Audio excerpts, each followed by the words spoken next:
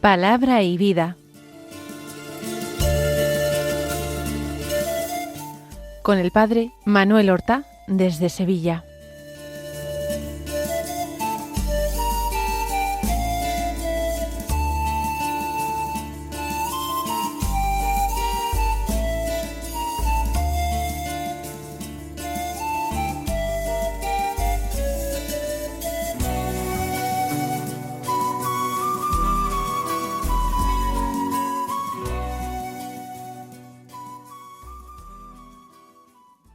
En el nombre del Padre, y del Hijo, y del Espíritu Santo. Amén. Alabados sean Jesús y María. Muy buenos días, queridos amigos, oyentes de Radio María y seguidores del programa Palabra y Vida. Hoy es el lunes de la primera semana de Cuaresma. Nos disponemos desde los comienzos de esta semana, ya desde el domingo, a vivir con intensidad y verdad este tiempo de gracia que el Señor nos concede para que vayamos obrando con su ayuda y con nuestros buenos propósitos la tarea de nuestra conversión. Para ello vamos a escuchar con atención la palabra de Dios que se nos proclama en la liturgia de la misa del día.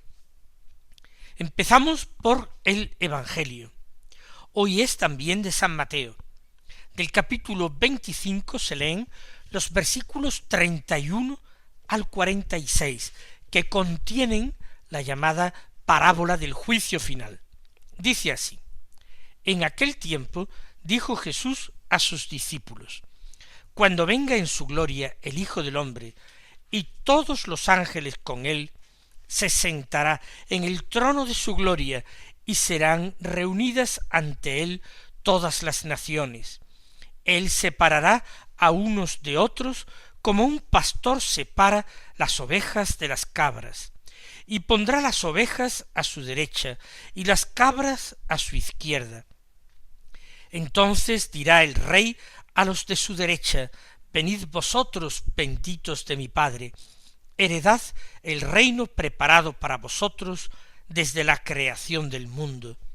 Porque tuve hambre, y me disteis de comer, tuve sed, y me disteis de beber, fui forastero, y me hospedasteis, estuve desnudo, y me vestisteis, enfermo, y me visitasteis, en la cárcel, y vinisteis a verme. Entonces los justos le contestarán: Señor, ¿cuándo te vimos con hambre y te alimentamos, o con sed y te dimos de beber? ¿Cuándo te vimos forastero y te hospedamos, o desnudo y te vestimos? ¿Cuándo te vimos enfermo o en la cárcel y fuimos a verte? Y el Rey les dirá: En verdad os digo que cada vez que lo hicisteis con uno de estos, mis hermanos más pequeños, conmigo lo hicisteis. Entonces dirá a los de su izquierda: Apartaos de mí, malditos, id al fuego eterno preparado para el diablo y sus ángeles. Porque tuve hambre y no me disteis de comer, tuve sed y no me disteis de beber, fui forastero y no me hospedasteis, estuve desnudo y no me vestisteis, enfermo y en la cárcel y no me visitasteis.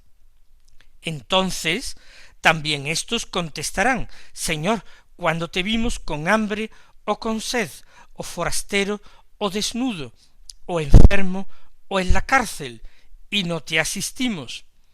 Él les replicará: En verdad os digo, lo que no hicisteis con uno de estos, los más pequeños, tampoco lo hicisteis conmigo. Y éstos irán al castigo eterno, y los justos a la vida eterna. Lo que hemos escuchado se sitúa en el capítulo 25 de San Mateo. Estamos ya en las antevísperas de los relatos de la pasión del Señor. En el capítulo siguiente, el capítulo 26 de San Mateo, se comienza narrando la entrada de Jesús en Jerusalén el domingo que nosotros llamamos de Ramos. Y en este capítulo 25 se narran tres parábolas.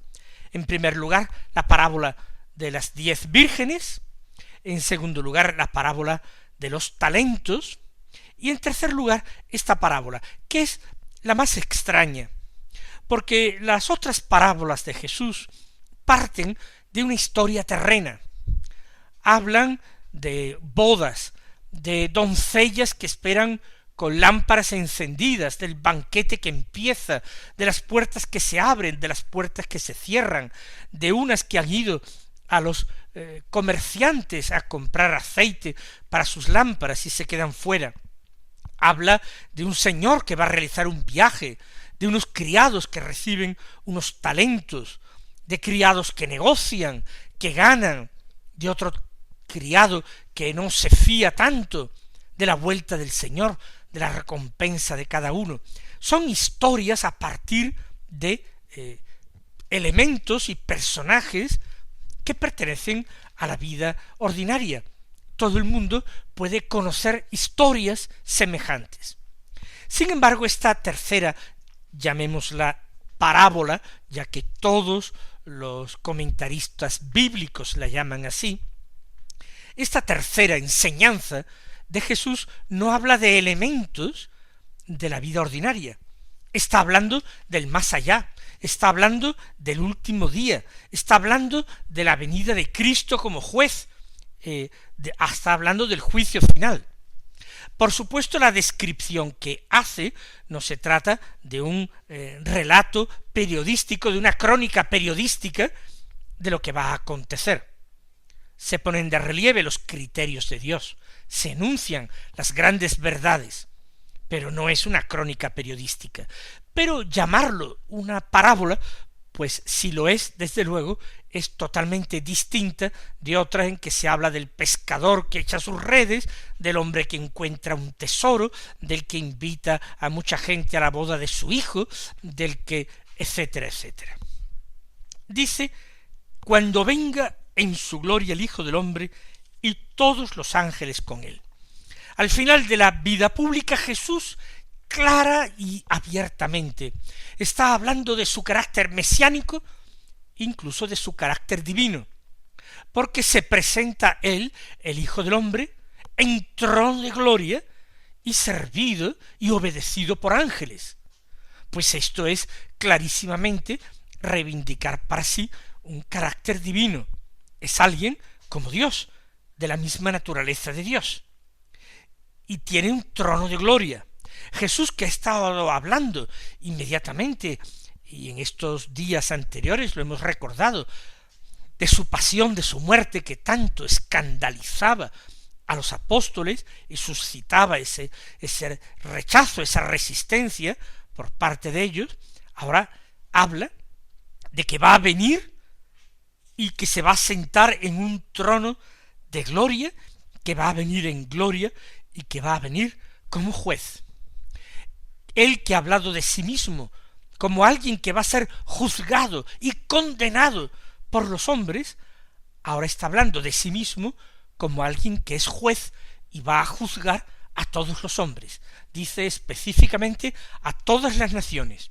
Es decir, no va a ser solamente el juez de su pueblo Israel, va a ser el juez de la humanidad, de las naciones, de todas. ¿Y cómo va a actuar? Aquí sí pone una comparación más terrena, como un pastor que separa ovejas de cabras. Hay rebaños que pueden estar compuestos por animales de dos especies distintas mezclados, pero que en un determinado momento, al final del día, cuando se les ha llevado a pastar y luego se les lleva al redil, se separan unos de otros. El pastor separa ovejas de cabras, al final del día. A las ovejas las pone a su derecha, a las cabras a su izquierda, las pone en dos rediles distintos. Esta imagen es la que le sirve a Jesús. Él también va a separar a todos. Él tiene un rebaño, pero no todos en su rebaño son sus ovejas. No todo el rebaño está compuesto por las ovejas de Cristo. Están también los rebeldes, están también los que se niegan a reconocerle como rey, como juez, como maestro y como señor. Sobre ellos también tiene autoridad, pero no son sus ovejas. Dirá el rey a los de su derecha: venid vosotros, benditos de mi Padre. ¿Quiénes son los de la derecha? Lo dice inmediatamente. Porque tuve hambre y me disteis de comer, tuve sed y me disteis de beber. Jesús va a enunciar 6 obras de misericordia. Es el criterio de haber actuado con misericordia, es decir, como Dios actúa, con el prójimo. Porque cada vez que se socorre al hombre necesitado, al pobre, al débil, al pequeño, cada vez que se le socorre, se ha socorrido, en realidad, aun sin saberlo, al mismo Cristo. Y ahora es Cristo quien salda, digamos, la deuda que ha contraído. Ahora es Él quien recompensa y da hasta colmarlo a quien le ha dado a Él, con confianza, con fe, aun sin saber que era Él. A esto se les dice: venid vosotros benditos de mi Padre. Ellos están a la derecha porque el Padre lo quiere, porque el Padre los bendice, porque el Padre que los ha creado a todos, los atrae hacia su Hijo Jesús. Y ellos se han dejado llevar por esa atracción. Ellos han caminado en la misma dirección a que les llamaba la voz del pastor, del buen pastor Cristo. Se han fiado de esa voz, la han reconocido, la han seguido. Por eso, al hambriento le dieron de comer, al sediento le dieron de beber, al forastero lo hospedaron, al que estaba desnudo lo vistieron, visitaron al enfermo y también al encarcelado.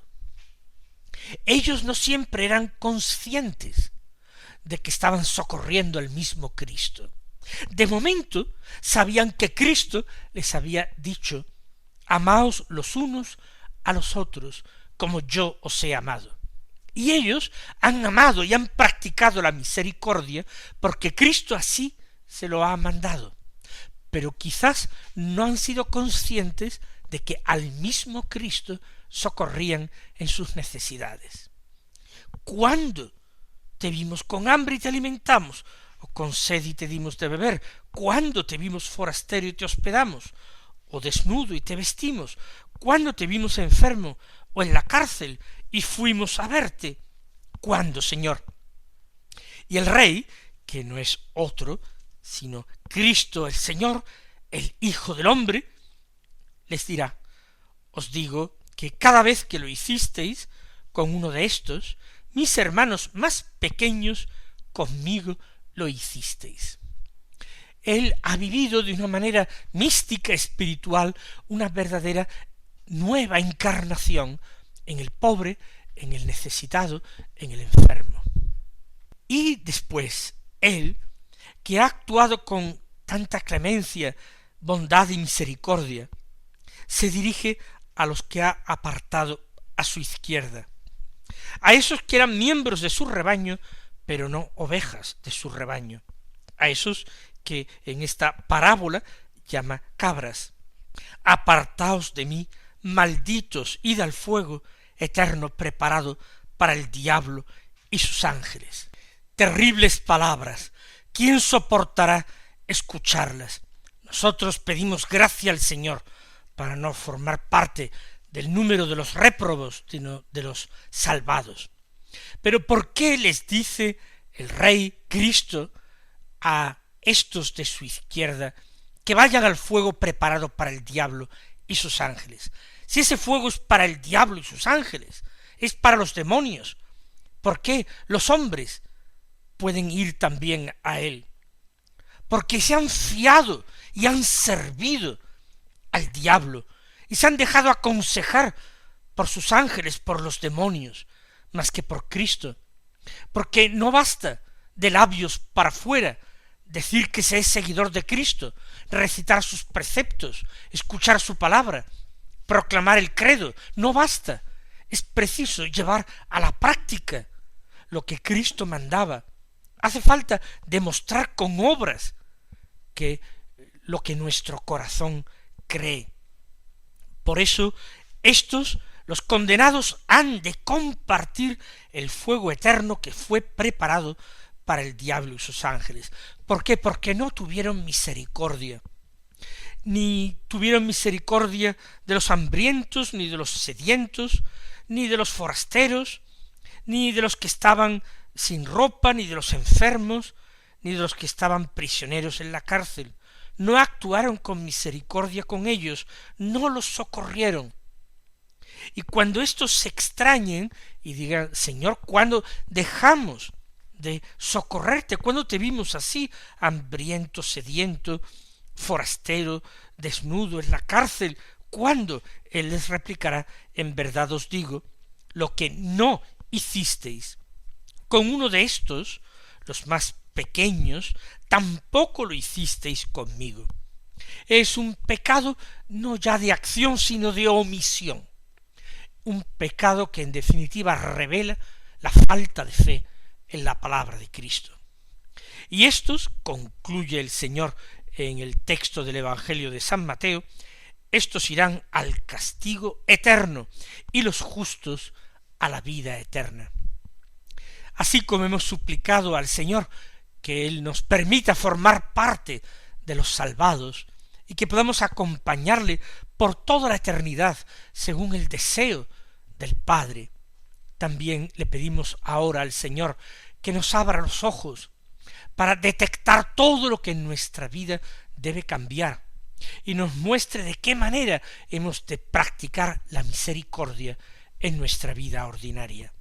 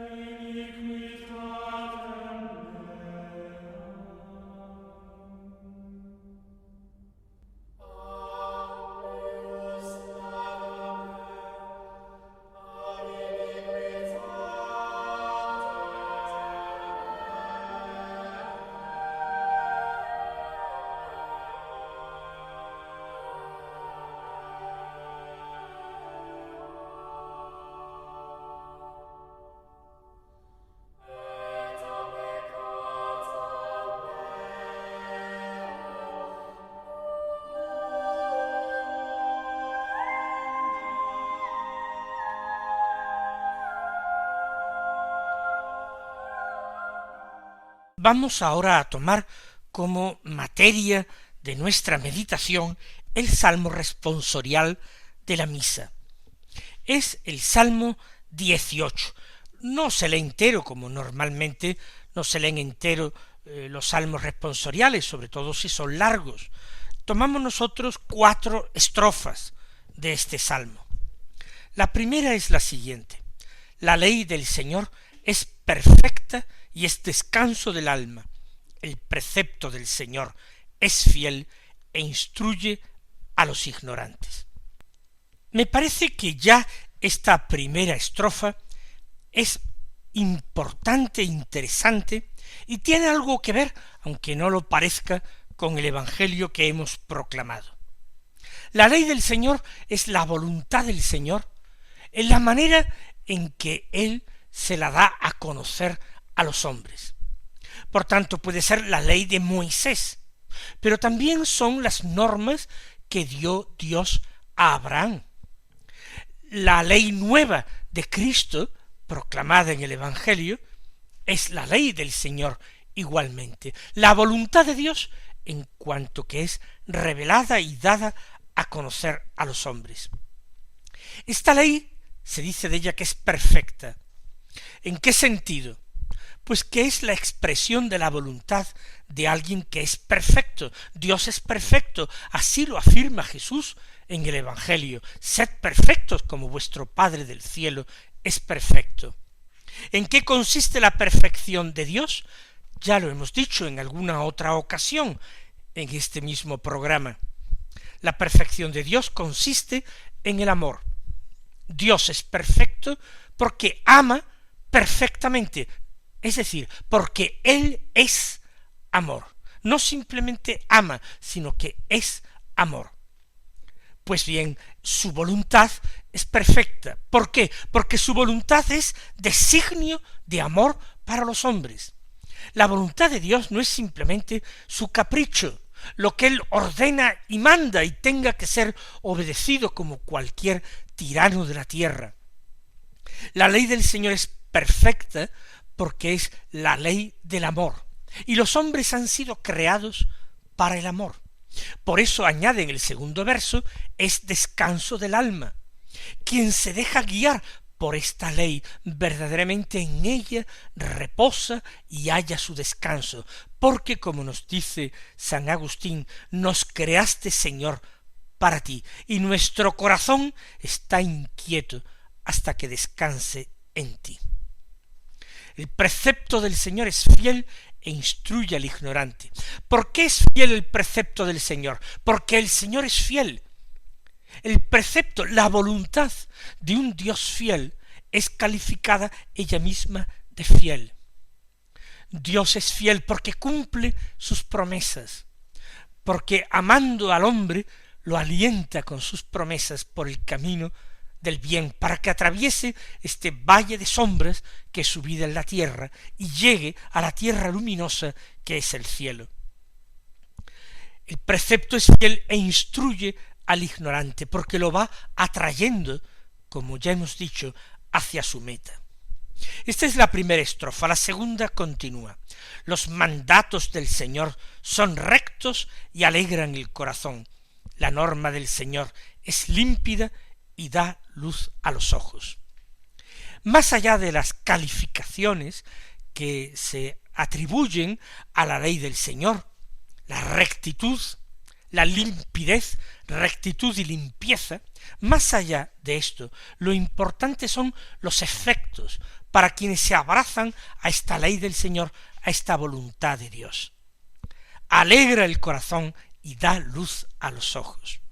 Permite a los hombres ver con claridad, no ser engañados por la carne y la sangre, no ser engañados por el espíritu del mal, el demonio que maquina constantemente contra su bien.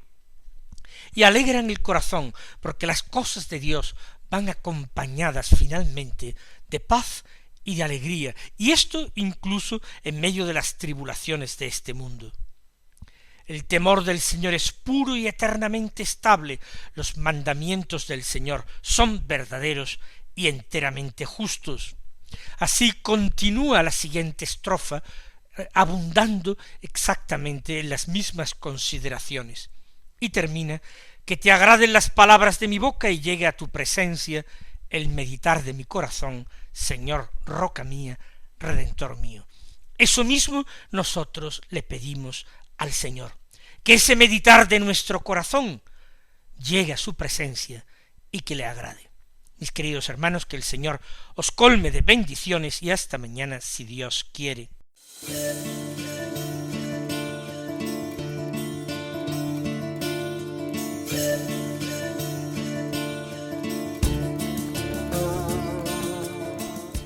Han escuchado en Radio María Palabra y Vida, un programa que dirige el Padre Manuel Horta.